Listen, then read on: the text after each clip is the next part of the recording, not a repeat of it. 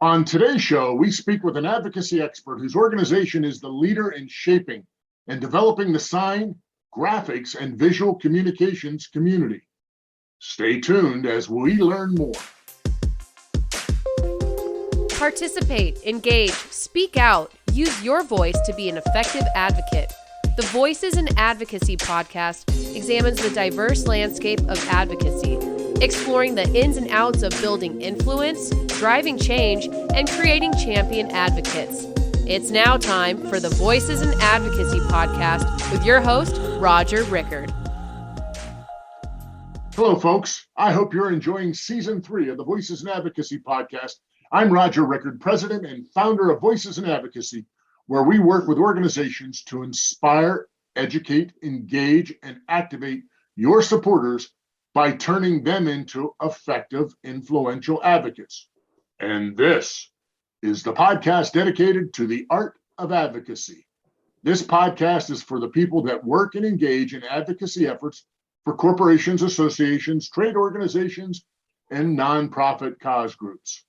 On today's show, we speak with David Hickey, Vice President of Advocacy for the International Sign Association, where he oversees and coordinates ISA's legislative, grassroots, and legal efforts. David's main goal in his professional life is to help government officials understand the value of signs and to enact regulations at the local, state, and federal level so that businesses and communities benefit. Before starting at ISA, David spent 6 years on Capitol Hill working as a legislative assistant in the U.S. Senate and as legislative counsel in the U.S. House of Representatives. Since 2011, David and his ISA advocacy team have educated nearly 8,000 local government officials and helped hundreds of jurisdictions all over America develop reasonable and beneficial sign regulations. Ladies and gentlemen, it is my pleasure to welcome David to today's show. Welcome, David. Thanks, Roger. Thanks for having me. Happy New Year. And Happy New Year to you as well. Now, let's get started. Can you briefly explain the importance of the International Sign Association? Sure, Roger. We are the trade association for the on-premise sign industry. So the off-premise sign industry are billboards. We are not billboards. Our members manufacture, install, maintain on-premise signs, and those are the signs that any retailer or healthcare facility or church would have on the premises of their property. And so our members are manufacturers, they are suppliers and distributors. And we provide them with education, we provide them with networking, opportunities such as the ISA International Sign Expo held annually, other sorts of events, and of course what I do, which is advocacy, working on local sign regulations. So your members' products are almost entirely regulated by jurisdictions, kind of like cities, towns, and counties. How do you keep abreast? I mean, you're one man in one place, and we have thousands of those type of jurisdictions. So how do you keep abreast of what must be an ever-changing landscape in sign regulations? Right. There are about 20,000 local jurisdictions in the United States, depending who's counting, and each of them have their own unique sign ordinance. And so that's a lot to keep track of and to try to affect. So it's not just me. I do have two colleagues with me at ISA in our advocacy department who help track these and then work with local officials on them to make them more reasonable. And just take a step back. One of the main problems with sign ordinances or sign codes or sign regulations, however they're called, is that a lot of local officials are largely, they don't know all the time how signs should be regulated so that they're as effective as possible for the business that uses them. So a lot of times you have sign regulations that require signs to be too short, too small, less bright, so they're not as visible at night, or they're located, out of the right of way or vision, so they're hard to see. And our job is to try to work with these communities so that they develop sign regulations that are research-based, that are scientifically sound, that so that people can see them effectively, and they can make sound driving decisions, and they can see what businesses have to offer, and so that they can, again, so that businesses and communities can benefit. So it's really hard to, not only do we have to track these sign regulations, but we have to, come up with a way to deal with all of them that we find out about, and it can vary in so many different ways on what each community is doing with their sign regulations. I spoke with the head of advocacy for Amazon, and they had a team of 60 people that specifically worked on delivery rules and regulations that are put out there by the local jurisdictions, because they had said that there were 10,000 different rules about their delivery throughout the country. And all they were trying to do was to create some sort of a uniform code that made it a little bit easier when they would go literally drive from one jurisdiction to the next, and having to know and understand what they could and could not do. So are you attempting to assist these jurisdictions in creating uniform sign standards? No, not uniform sign standards, because every community is different. You're not going to have Peoria wanting the same sort of sign regulations as Las Vegas, and so forth. So every community is different. Every community has different needs. It could be a community with a historic background, or one that wants to really provide a great place for commercial activity, or something you have, of course, many communities that are more rural. So every community has different signage needs. And so we don't want to have any sort of uniform requirements, but there are some things that when it comes to signs that are the same, no matter where you are in the country, in that signs need to be visible, they need to be conspicuous, they need to be readable, so that drivers or pedestrians can see them, and that businesses and other establishments can get their communication out there. And we learned during the pandemic, especially when it first happened, just the incredible value of signs during them, like when places were trying to attract customers to let them know that they're still open, or that they need to come in or go around to a certain place to the drive-through. Signage just played an incredibly important role. And we saw a lot of communities really loosen up their sign regulations, especially, in the first year of the pandemic, so that they could communicate with the public in those uncertain times. Yeah, I think that's a great example. I think we all remember, the businesses either saying that we're open, or it's takeout only for restaurants, and et cetera. Mm-hmm. And you made me think when you mentioned Las Vegas. I don't really think in Cody, Wyoming, out in front of a Western museum, that they would want a 60-foot neon tower like would work in Las Vegas. So you make a great point of differentiate the needs and desires of different cities along the way. I picked up on the fact that you have 32 different position statements that are listed, and there are probably even more than that, but that are kind of publicly listed on your website.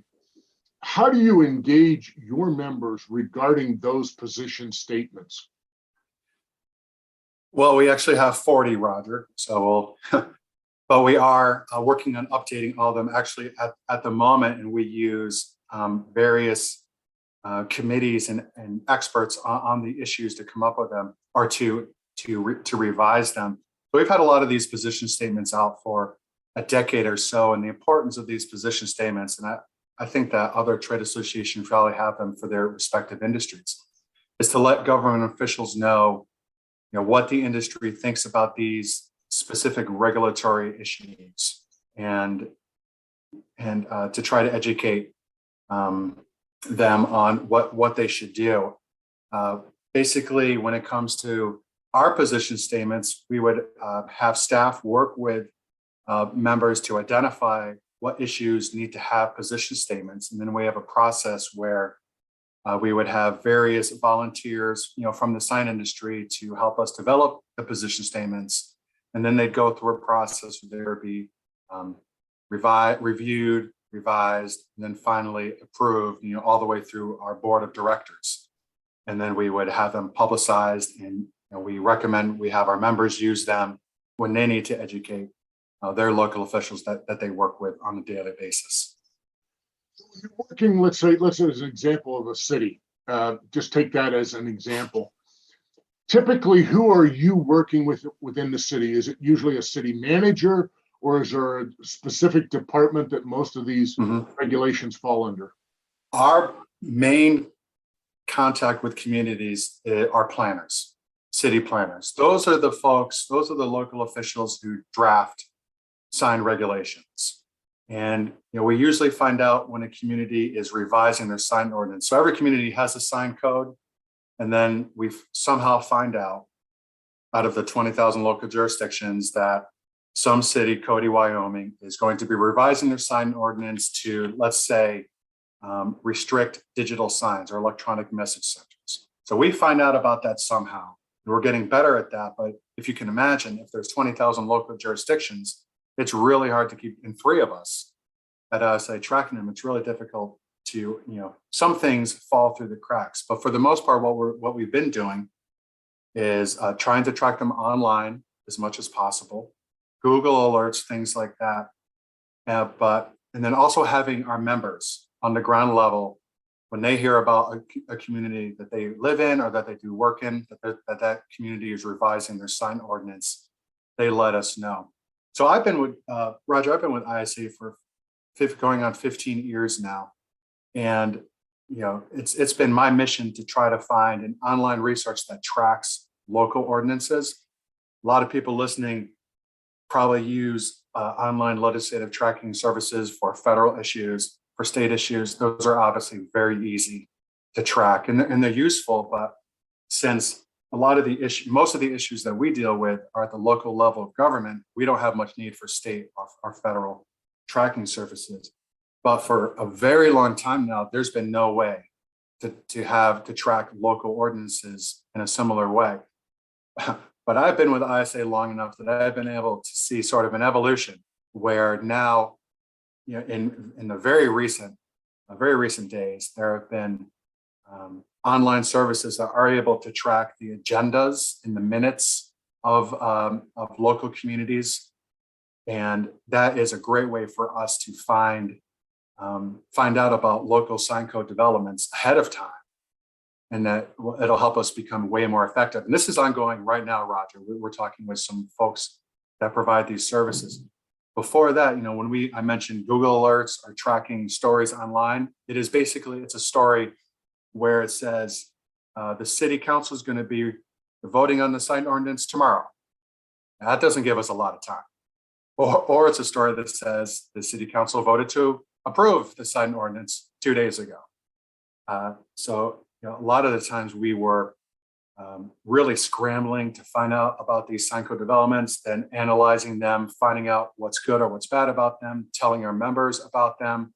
And sometimes we even go to these communities for a sort of rapid response and meet with the local officials and our members on the ground to try to get the outcome that we're looking for. So do the city planners, as an example, ever reach out to your organization to talk about the best practices of those when creating or revising a sign ordinance? Yeah, absolutely they do. And this has been a great sort of process and development that we've seen in my time at ISA.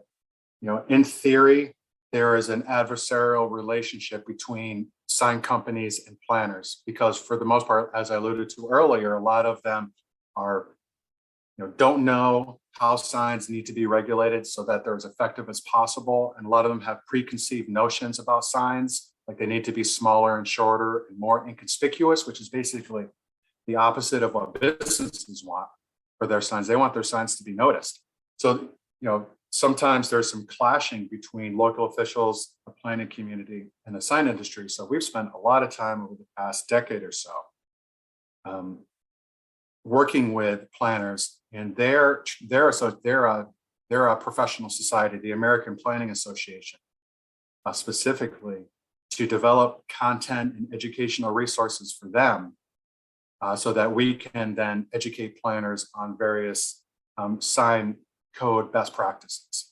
So, for example, the APA has a national planning conference every year, and for the past 5 or 6 years, we've submitted educational proposals to them, and they've accepted us, and we go there to these events, to these conferences where there's thousands of planners, and they will provide sessions for them on trending sign regulatory issues.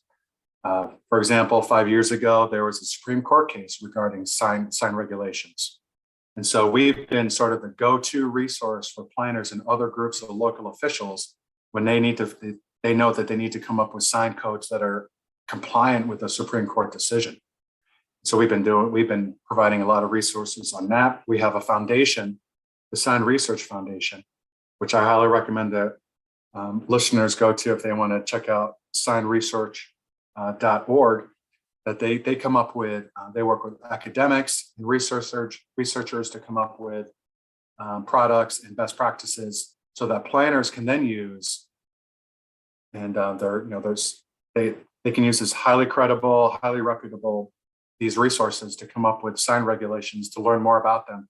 So the past 10 years, as you said, when you're introducing me, we've reached nearly 8,000 planners and other local officials through the APA, through their conference, through doing webinars, through doing sessions at their local chapters. And we've established a really good working relationship with the folks who regulate signs. So in working with their organization, and particularly local chapters and so on and so forth, who usually goes in and tells that story? Have you created a network of grassroots advocates that are well enough acquainted with those issues to do that, or is it your staff that goes in and does that? Well, it's a little bit of both. Luckily, so many of our members in the sign industry, it's something that they do every day, working with their community planner or their community building code folks, or for their city council members. And a lot of them have relationships just because they do a lot of work with this. So what we like to do is when SRF, when the Sign Research Foundation comes up with resources, or when ISA has these position statements, a lot of times our members will take these resources and give them to these local officials that they work with to help inform them on how to make better sign code decisions. Like if we can't make it, so they use the resources that we developed, and they use them to educate their local officials that they work with every day.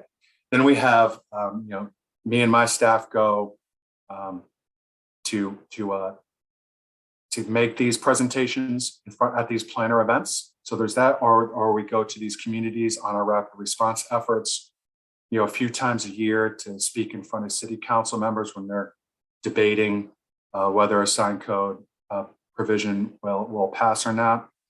We also have, we have a network of members in our industry that want to be involved, that want to volunteer their times. Like, I'm so impressed with these folks who have day jobs, but still volunteer their times to work with ISA to help us, especially with their advocacy efforts. I mean, we're talking all the way up from our board of directors, through our steering committees and our public affairs committee and all the subcommittees under them that have to do with advocacy and regulatory topics, and everyone who makes up our affiliated associations, all the executive directors there, and they all have their own board of directors and other volunteer groups who really, it's great to have their expertise and their perspective, and to help us come up with better resources, not just to educate local officials, but also to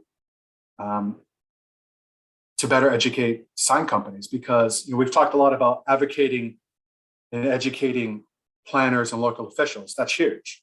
But we also have another half of advocating and educating, and that is the sign companies, our members.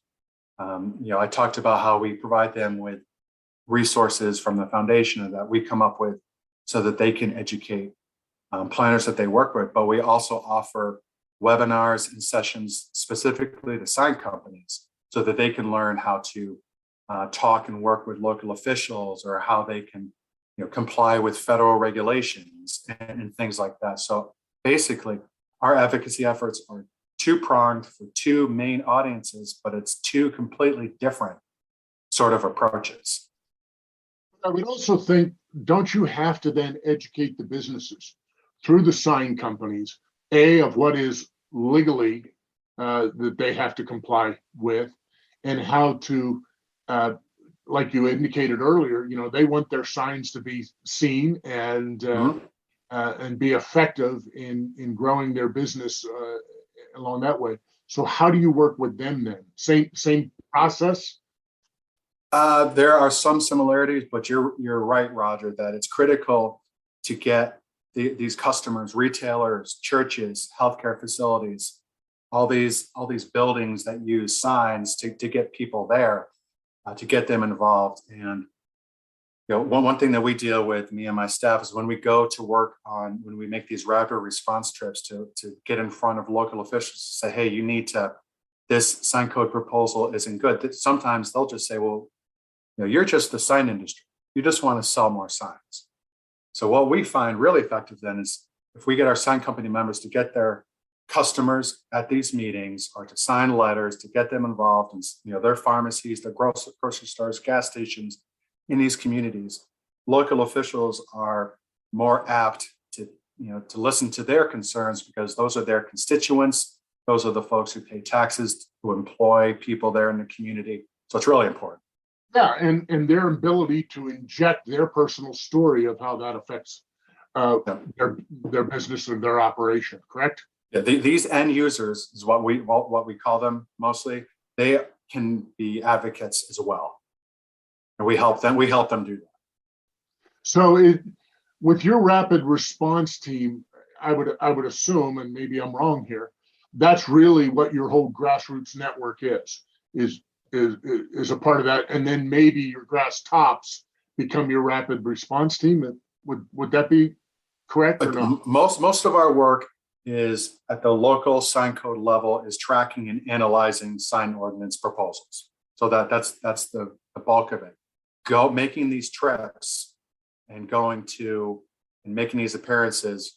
ISA staff doing parachuting into a community is something that we do on a much more infrequent basis, but it's still something that we do. It's something that our members love, that when we show up and help them in person to do that. But most of our efforts is spent tracking and analyzing these local sign code developments, and then helping members in those areas deal with them, and working with local officials over email or phone as much as possible to help guide them along. And we're successful a lot of the time. So how do you train these members or your grassroots advocates to be more effective and influential in that process? Because we know that just because you show up doesn't necessarily mean you're going to be effective in what you do. Yeah. It's imperfect. So like I said, a lot of these sign companies have experience working with local officials every day, because they have to get signs permitted. Right. That's a key thing, that you can't just go in there and put a sign up at a grocery store. The grocery store has to work with the sign company, and the sign company has to say, okay, according to this sign ordinance, it can only be this big, you can only use these colors.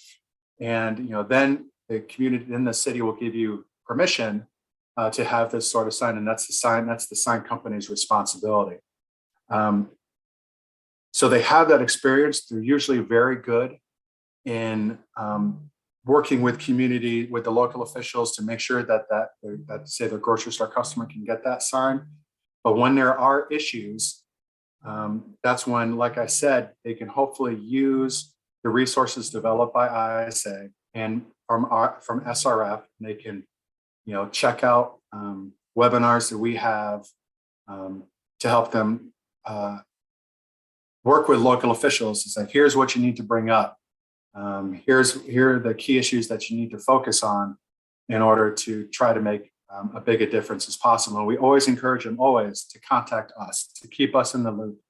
And if we can't be there, we'll try to work with local officials behind the scenes, online, or we'll help our members, as much as possible so that they feel comfortable. Because it's hard for ordinary folks to get in front of a hearing and to have 3 minutes to talk about key issues, and it can be awfully nerve-wracking at times for them. So we just try to make it as easy for them as possible. Right. Give them the tools that enable them Yep. to communicate within that select period of time to get that message out. That's So right. you deal an awful lot with the city planners, but ultimately, then when it goes to a vote, you're dealing with the elected official. Do you find it's difficult to develop those relationships with the elected officials as opposed to the planners, or just as easy? That's a loaded question, I'm sure. It varies, because in some ways it's easier because city council members say, or the elected officials are more responsive to, say, the local chamber of commerce, or to local businesses. Okay, so that's helpful. So if we can get that community, if we can connect the dots between the end users and the sign regulations for the city council members, they're a little bit more receptive to that than, say, planners are, who are more insular, working behind the scenes, developing it. But at the same time, we have these connections with the APA and planning organizations, and this reputation and this credibility that we've built up over the years. So that's also a good way. That's a good way for us to have more of a positive influence with planners than, say, that we would with city council members, because we haven't had the same sort of success with, like, the National League of Cities or the ICMA, that work with these local officials who end up voting on the sign regulations. So you had mentioned earlier about kind of the lack of technology, if you will, compared to tracking issues at a state and national level. Have you found any technology tools? You kind of said you skirted around it, you're close to getting that. Have you found any advocacy technology tools that'll be able to access that information at this point? Well, yeah, we think that we have. This has been sort of my white whale over the time that I've been at ISA, trying to find this resource, and talking with these businesses over the years that provide federal and state legislative tracking services. Do you provide local? And it's, oh yeah, we could do that. And then when we take a look at it, it's just not what we're looking for at all. But after years and years of finding this, I think that businesses are discovering that this is going to be a good business model for them to provide this, because there's so much going on at the local level that businesses want to know about and to track, that this is going to be a valuable resource to offer. So it's just coincidental that as we're talking, as you and I are talking today, my team has been talking with vendors who are now, we're looking at what they have to offer, and it is getting more and more, looks like it's more and more what we could use to track sign regulations at a local level of government. It's still incredibly labor intensive and would require a lot of work to do, but it's going to be so much more effective than what we've been doing, for the past decade. And I have to imagine that we're seeing some positive resources being offered now, that these are only going to get better, right? And as technology advances, so I have high hopes for the future, but things are definitely looking up as we speak. One of the things that I bring up when I work with organizations and I train people to become more effective, influential advocates is that there are approximately 327,000 local elected officials in the United States. 327,000 elected officials. Sure. There's only 537 elected at the federal level, between the Senate and the House and the president and the vice president. And then you've got about 7,000 at the state level. So you've got approximately 320,000 that go anywhere from the local township and any of those local jurisdictions up through and to the state level that are elected. And so you're dealing with those 300,000 people across the country with what you deal with. And so it makes sense to me that somebody at some point is going to figure out with the technology of being able to how to coordinate that information to get out to you. One thing about that, Roger, is that it really provides many more opportunities for successes and positive outcomes than at the federal or even state level. So, I spent 6 years on Capitol Hill, and, it is so much more difficult to get things through the legislative process there, as I'm sure everyone knows. And it's much harder to get in there and, just meet staff, never mind, the actual congressmen or senators, or getting into regulatory agencies and get things done. It's incredibly difficult. But making change at the local level of government there's just so much more opportunities, and you have these relationships at the local level of government where you can definitely get someone's ear a lot easier. And it's just so much. We have had positive outcomes at ISA, at the federal and state local of government, but so many more at the local level of government. It's just so many more opportunities to have success, and it's totally possible. Well, and to the point of that, these are the people that everybody knows in the community. They go to the church, they go to the grocery store, they have to use the medical facilities, and they go to the restaurants and the stores and so on and so forth. So yes, being known in the community makes a huge difference with that.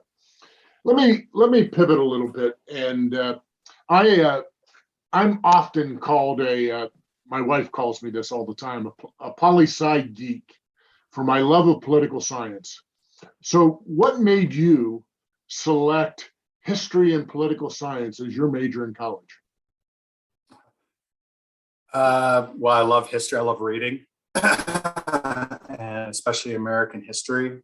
And so as I was reading American history, just as a young boy, just learning more about politics and American and the role it's played in our history. And then, love reading about it, learning about it, talking about it. And so it just seemed logical to me to do that in college. And I'm really just pleased with myself, I guess is one way to put it. I know so many people that majored in one thing in college, and then they're doing something completely different in their professional lives. And I'm really just, I love it that, I did history and politics, political science in college, and I've, worked on Capitol Hill, and now working on local issues for the local levels of government at ISA, and getting things done, on issues that I really care about. You mentioned earlier that you've been at ISA for 15, almost going on 16 years now.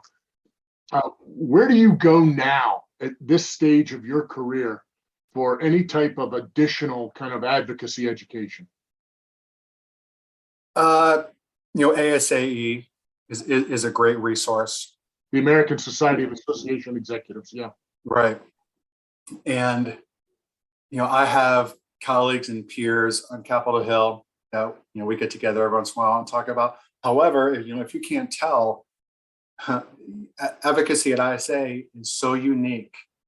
Like, a lot of my colleagues and friends from the old days are lobbying on federal issues, and working on things like that. And when I tell them what I do, they just sort of, their jaws drop and say, how in the world are you able to work on those kinds of issues? And it's just completely different. So kind of alone in that regard, but there are, not only are there an increasing number of resources that track local issues, there are groups that have state and local offerings that I can turn to. But even then, they focus a lot on state issues. And when people learn what we do at the local level, they're always impressed. Right. So what is the best professional career tip you ever received?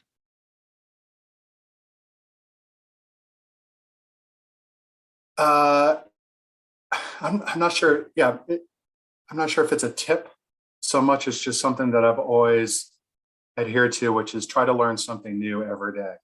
And that definitely has been um, the case at ISA. And when it comes to the sign industry and the way that sign's regulated, like you'd be surprised what local officials will come up with in terms of how they want to regulate signs. And so, expanding your knowledge base on a regular basis, on a daily basis, and learning something new every day is a philosophy that I've tried to live by as much as possible. And I've heard about this from my mentors and people that I respect as well. So, what advice would you give a young person who wants to get into advocacy and work in a position, whether it be in an association or even on Capitol Hill? Mm-hmm. Chase your carrot is what I might say. You've seen the cartoons where there's a donkey pulling a heavy load and they have a pole out in front of them with a carrot so that the donkey always goes after no matter how hard it is. And it just keeps them going. And that's what I do. I have goals that I have in my professional life that I always have, things that I always want to achieve, whether it's in the House or the Senate or at ISA. And you don't always reach that carrot, but you're always working toward it. And sometimes you do reach that carrot, and hopefully it's sauteed, honey glazed, and it tastes really good then when that happens. So just figure out what you want to identify, what you want to accomplish. Hopefully it's something that means a lot to you personally. Okay. And that just helps make your professional life that much more satisfying. You've been very informative today, and I think you've probably opened a ton of eyes to people out there that had no clue really what the International Sign Association would do, two, and how it touches so many jurisdictions out there. Are there any final thoughts you'd like to add?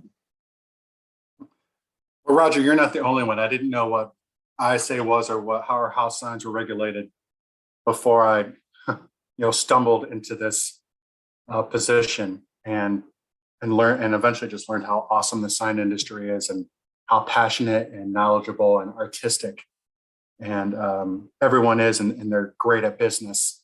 And they have to develop these relationships. So that's been great to learn over the past 15 years. Very impressed with the sign industry. So hopefully people will come away with, you don't think about signs at all until someone says, yeah, take a right at the big red sign or something like that. And so I whenever my family and I go on road trips, we pass through a place off the highway, and they can tell if that's a community with a restrictive sign code or in what they allow. So we're kind of freaks that way now. I'm sorry. What was your question? No. I get that. Is there anything else that you'd like to add about ISA? No, I would say, number one, the pandemic just proved how important signs are, and it really, and therefore it gave ISA an opportunity to serve an important role for our industry and for communities across the country to use signs, graphics, and visual communications to communicate with the public during those uncertain and pretty dangerous times. And I might also add, Roger, that there is a pending Supreme Court case involving sign regulations that ISA was pretty heavily involved with. It's called Austin versus Reagan, and there were oral arguments last month. On November 10th, and we expect the decision to come out in spring or summer this year. And however the case turns out, it's going to have a huge impact on our industry and the way that signs are regulated across the country. So if anyone wants to, we're definitely following that with keen interest. And if anyone wants to check that out, it's Austin versus Reagan. And we have two amicus briefs for that. First, we encourage the court to to grant certiorari to take up the case. And if anyone follows the Supreme Court, that they know it's highly unlikely that the court will grant cert, but they did. And then we submitted a brief urging them to overturn the Fifth Circuit Court of Appeals decision. And so that was just it was so cool working on that, especially considering how rarely we work on federal issues, but to be so intimately involved in the Supreme Court. And our brief was cited during oral arguments. So it was just, it was a really great experience. That sounds very exciting. David, how can people get more information on the International Sign Association? Well, you can go to www.signs.org, which is our website. You can check out everything that we have to offer about our expo, which is a huge event that we have every year. We're having it in Atlanta in May. In just a few months, it's going to be the first time that we've had our expo in person since 2019, if you can imagine. So we're really excited about that. We usually have about 20,000 folks at these shows. So check that out. And also reference the Sign Research Foundation. I would go there it's www.signresearch.org. Excellent. Wonderful. Well, David, that's a wrap of today's wonderful conversation with Dave Hickey, Vice President of Advocacy for the International Sign Association. Thank you, David, for being on the show today, and I wish you all the best. Thanks, Roger. Looking forward to an eventful and successful 2022. Aren't we all? Let's face it, today's advocacy arena is just plain noisy. Organizations are stretched. You need every advantage to make sure your issue gets the attention it deserves and your voice heard. The RAP Index is the best way to do just that by finding your stakeholders' relationships and engagement power. Get past the noise. Know who your people know. Go to rapindex.com. That's rapindex.com and tell them Roger sent you for a special offer.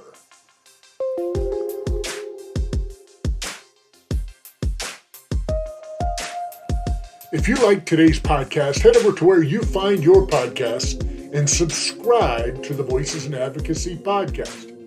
A big thank you to today's guest. I appreciate your time and the unwavering passion for advocacy you have. Well, that's it for this episode of Voices in Advocacy. Remember, you have the power to be an effective, influential advocate. Now go out and make it a better world. We hope you enjoyed today's Voices in Advocacy podcast and look forward to you joining us again next week. To learn more about Voices in Advocacy, go to our website, voicesinadvocacy.com.